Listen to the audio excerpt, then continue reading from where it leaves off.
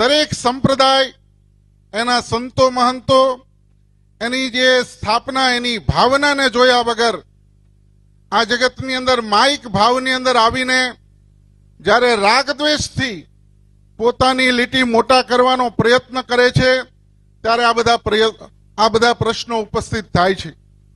મારે જ્યારે અવડો મોટો વિષય ગુજરાતમાં ચાલી રહ્યો છે ત્યારે બહુ સ્પષ્ટપણે કહેવું છે,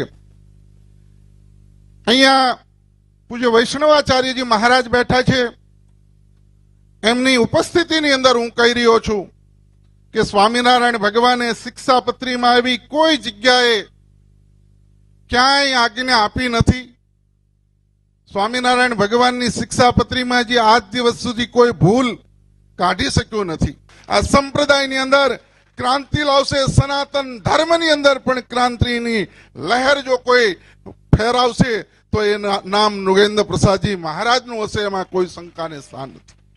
માટે આજના પ્રસંગે સમર્થ સંત સ્વામી જ્ઞાનજીવનદાસજી સ્વામીએ આજથી 50 વર્ષ પૂર્વે જે આ સંપ્રદાયને સિદ્ધાંતો સ્થાપિત કર્યા છે એ મુજબ આપણે વિરસદની અંદર સૌ સંકલ્પ કરી અને આગળ વધીએ. શબ્દો સાથે વિરમું છું. અસ્તુ. જય સ્વામિનારાયણ. મિત્રો, આવા જ વિડીયો અને શોર્ટ્સ જોવા માટે આજે જ અમારી ન્યૂઝ રૂમ યુટ્યુબ ચેનલને સબસ્ક્રાઇબ કરો.